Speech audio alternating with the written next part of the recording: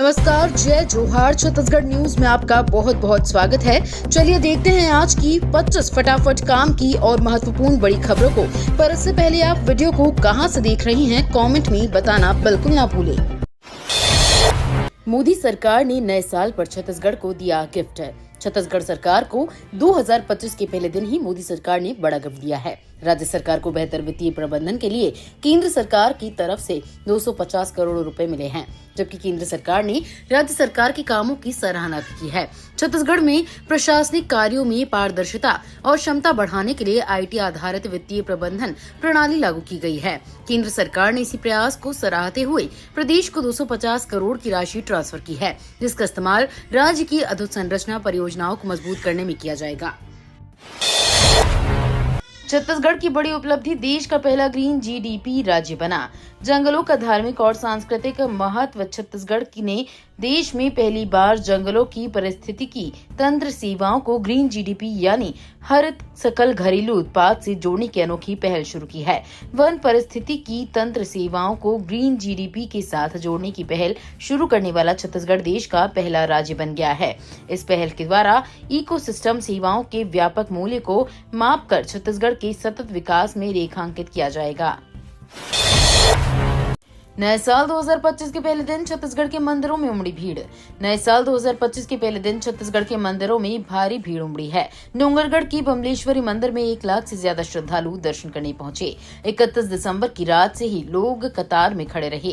दंतेवाड़ा स्थित दंतेश्वरी मंदिर में भी सुबह से भक्त पहुंच रहे हैं। यहाँ आंध्र प्रदेश, कर्नाटक, उड़ीसा समेत अन्य राज्यों से भी बड़ी संख्या में श्रद्धालु मनोकामना लेकर माता के दरबार पहुंचते हैं। इससे पहले नए साल 2025 का वेलकम ग्रैंड सेलिब्रेशन से हुआ।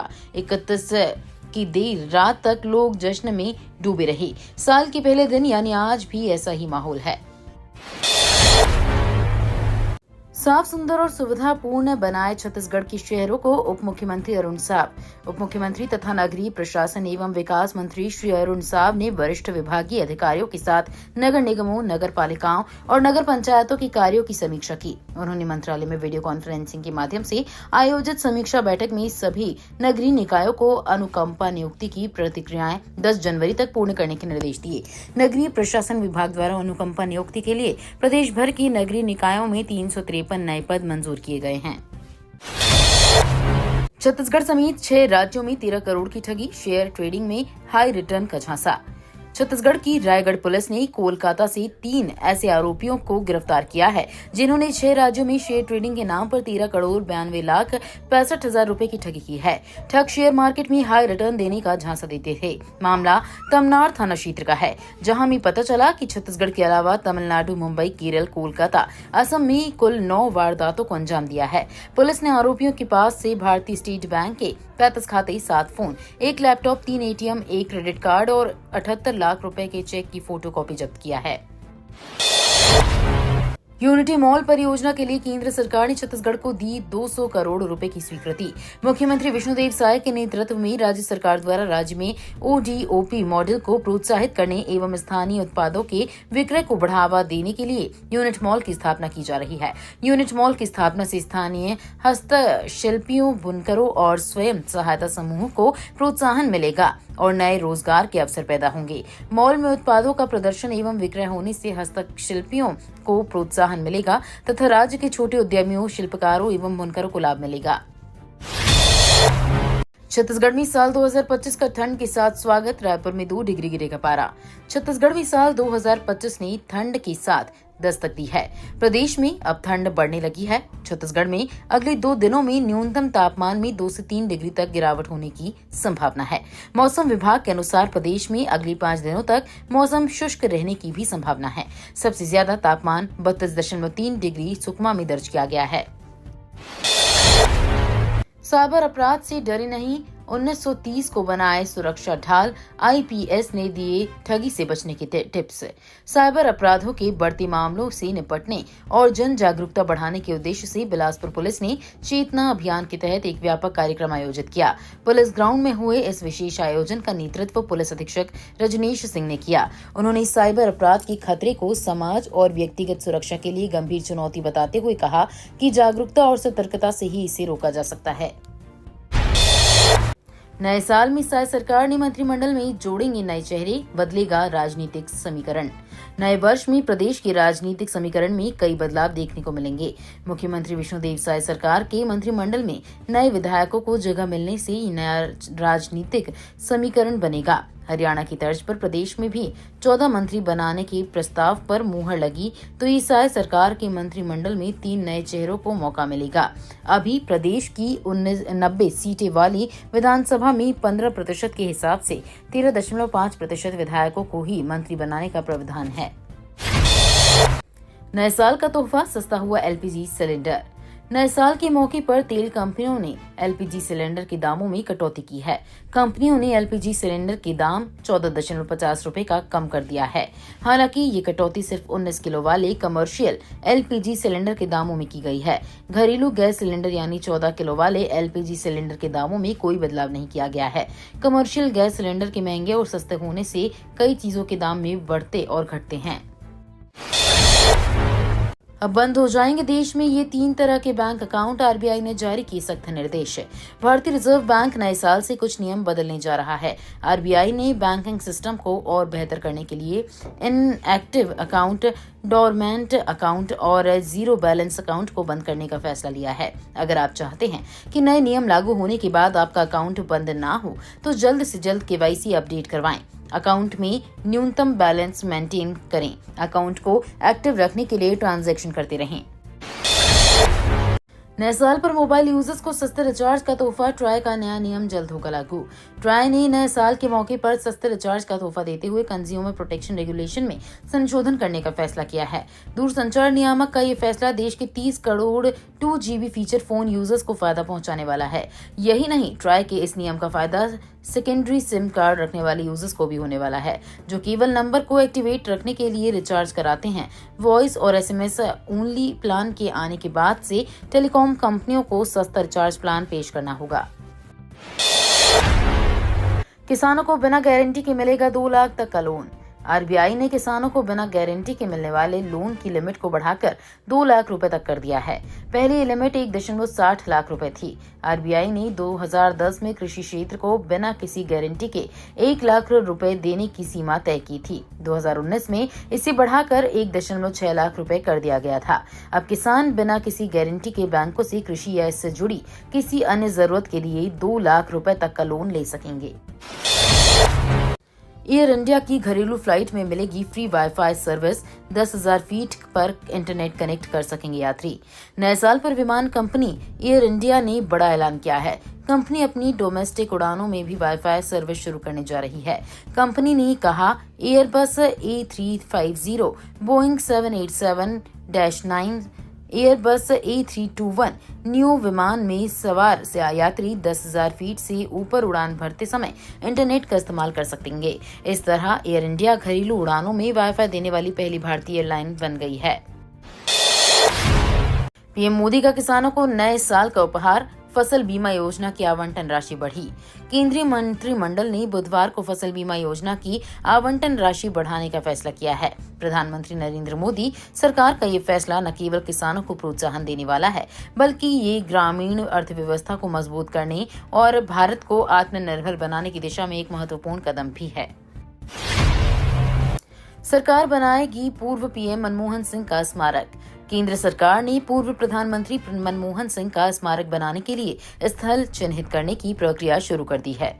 वो स्थल पर अंतिम मुहर लगाने के लिए सिंह के परिवार के संपर्क में हैं। सूत्रों ने बताया कि केंद्रीय लोक निर्माण विभाग के अधिकारियों ने राष्ट्रीय स्मृति स्थल में संजय गांधी के स्मारक के आसपास के स्थानों का निरीक्षण किया और कुछ स्थानों की पहचान की जहां स्मारक बनाया जा सकता है। शुरू हुआ जेन बीटा का दौर, क्या अलग होगी उनकी चुनौतियां। 2025 से 2039 के बीच जन्मी जनरेशन जेन बीटा कहलाएगी। 2039 तक जेन बीटा दुनिया की आबादी का 16% हिस्सा होगी। ये जनरेशन यंग मिलेनियल्स और ओल्ड जेन अल्फा की अगली पीढ़ी होगी।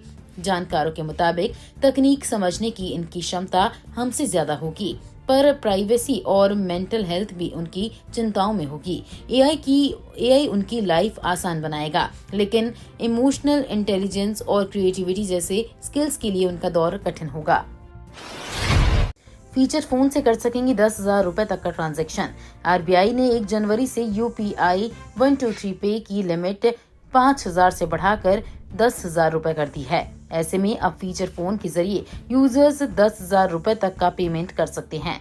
यूपीआई 123 पे के जरिए feature phone users scan and पे को छोड़कर अन्य सभी तरह के ट्रांजैक्शन कर सकते हैं। पेमेंट के लिए इंटरनेट की भी जरूरत नहीं होती है, बस यूजर का मोबाइल नंबर और बैंक अकाउंट लिंक होना जरूरी है। शिक्षा विभाग में 33,000 पदों पर भर्ती, अंतर्राष्ट्रीय फ्लाइट, 5 नए मेडिकल कॉलेज समेत 2025 में 25 बड़ी सौगातें।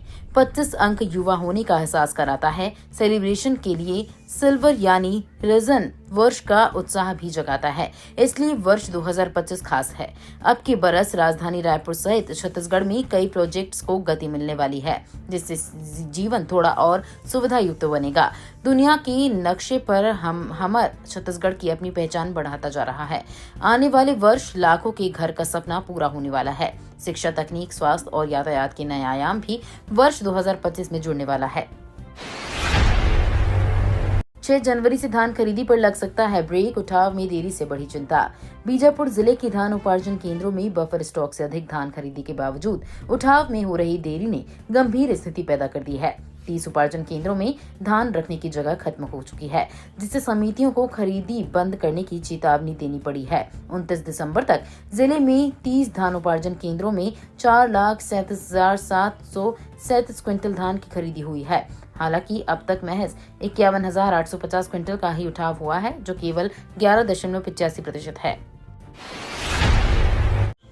हिमाचल प्रदेश की तर्ज पर डोंगरगढ़ में शुरू होगी वाइल्ड ट्रैकिंग, जंगल में पैदल ही कर सकेंगे सैर। डोंगरगढ़ क्षेत्र में बहुत जल्द ही वाइल्ड ट्रैकिंग की शुरुआत होने वाली है। प्रकृति प्रेमी अब हिमाचल प्रदेश की तर्ज पर घने जंगल, वन्य प्राणियों व प्रकृति को पैदल चलकर ही देख सकेंगे। पर्यटकों व वन्य प्रेमियों को वन विभाग व वन प्रबंधन समिति के एक्सपर्ट कर्मचारी जंगल में पैदल ही सैर कराएंगे। इस क्षेत्र में पर्यटकों की आवाजाही होती रहती है। इस दौरान पर्यटक हरे भरे घने जंगल का नजारा कैमरे कैद कर सकते हैं। हिमाचल प्रदेश व अन्य कई जगहों के वन परिक्षेत्र में जंगल ट्रैकिंग का काम हो रहा है। दूध और बीज उत्पादन के साथ बैंकिंग को बढ़ावा देने पर जोर, मोदी के प्रयास से सहकारिता को मिलेगी मजबूती। छत्तीसगढ़ में अंतर्राष्ट्रीय सहकारिता वर्ष 2025 के आयोजन की तैयारियों को लेकर रायपुर में बैठक हुई। इसमें प्रांतीय आयोजन समिति के प्रमुख सदस्य और पदाधिकारी उपस्थित रहे। बैठक की शुरुआत सहकारिता क्षेत्र के संस्थापक स्वर्गीय लक्ष्मण राव इनामदार की वंदना से हुई। फिर चंद्र किरण मिश्रा और जया रेड्डी ने सहकार गीत की प्रस्तुति दी। इसे लोगों ने काफी सराहा। बैठक की अध्यक्षता प्रांतीय अध्यक्ष डॉक्टर लक्ष्मीकांत द्विवेदी ने की।